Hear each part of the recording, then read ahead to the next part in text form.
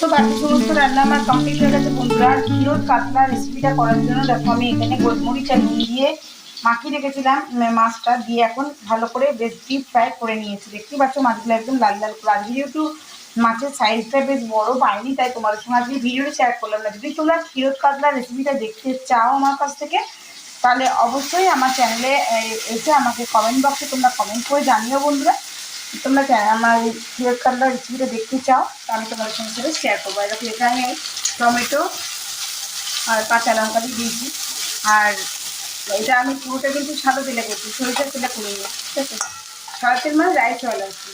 তো আমি এখানে গরম মশলা ফোড়ন দিয়ে ঝটপট করে টমেটো দিয়ে দিচ্ছি আর লঙ্কা দিয়ে দিচ্ছি। এবার এই বাকি মশলাগুলো মিলাবো। অবশ্যই যদি দেখতে চাও কিন্তু অবশ্যই আমাকে কমেন্ট বক্সে কমেন্ট করবো, আমি তোমাদের সঙ্গে ক্ষীরোদ কাতলা রেসিপিটা শেয়ার করবো। আর এখানে মা আর মিঠির জন্য আমি তুলে রেখে দিয়েছি মাছ ভাজা। দেখতে পাচ্ছ ওরা মাছ ভাজা খাবে বলেছিল তাই মাছ ভাজা রেখে দিয়েছি। আর কি কি করলাম সেটা তোমার সঙ্গে একটু পরে শেয়ার করছি। সো একেবারে কমপ্লিট হয়ে গেছে আমার ক্ষীরোদ কাতলা। আর এখানে এখন এবার নামাবো না, আবার আগে দেবো আমি এখন একটু ঘি আর গরম মশলা। তো অবশ্যই তোমরা যদি রেসিপিটা দেখতে চাও তো অবশ্যই আমাকে কমেন্ট করো, কেমন লাগছে সেটা অবশ্যই জানিও। এবার একটু গরম মশলা দেবো।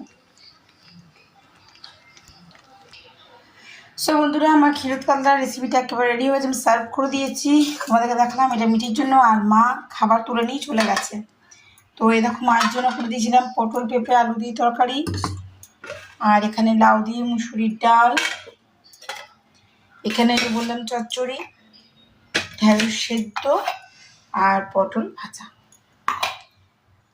এই হয়েছে আজকে আমাদের দুপুরের লাঞ্চ, তোমাদের সঙ্গে শেয়ার করলাম। তো ব্লগটা অবশ্যই কন্টিনিউ করবো, তোমরা অবশ্যই ব্লগের সঙ্গে থেকো। তখন আমি এখন আমার বাকি কাজগুলো সেরে ফেলি গা, আবার ব্লগটা আমি বিকেল থেকে তোমাদের সঙ্গে কন্টিনিউ করছি, তাই না?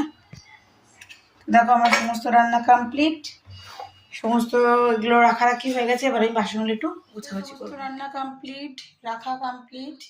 আর এখন আমার পেয়েছে খিদে, সকাল থেকে তো আমার কিছু খাওয়া হয়নি। তো এখন একটু আমি সিমাই খেয়ে নেব।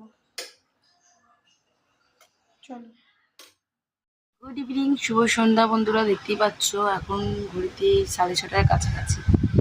বিশাল ঝড় উঠেছে একটা, বুঝছো? আমি তো আমার রুমে বসে আছি, বাইরে বসিনি।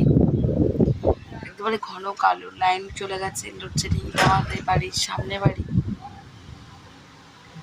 আর আমার এখানে চলছে এই যে আমার ইনভার্টার বাল্ব চলছে, আর আমি এখানে বসে আছি একটু হাওয়া। বেশ অনেকখানি অন্ধকার হয়ে এসছে, জোর জোর হাওয়া দিচ্ছে।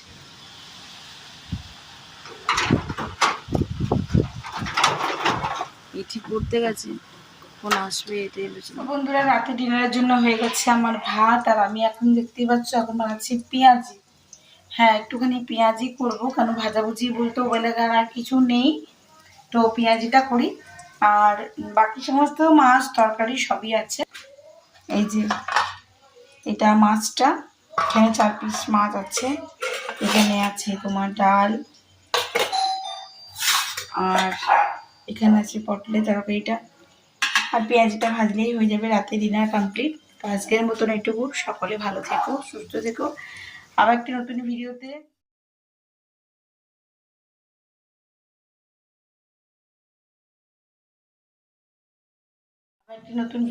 নতুন ব্লগে আপনাদের সঙ্গে আবার দেখা হবে। ততক্ষণের জন্য বিদায়। সকলে ভালো থাকবেন, সুস্থ থাকবেন, আর একটু সতর্ক থাকবেন। চারদিকের যা অবস্থা, মেয়েদেরকে একটু সতর্ক থাকাটা খুব দরকার। Tata, good night.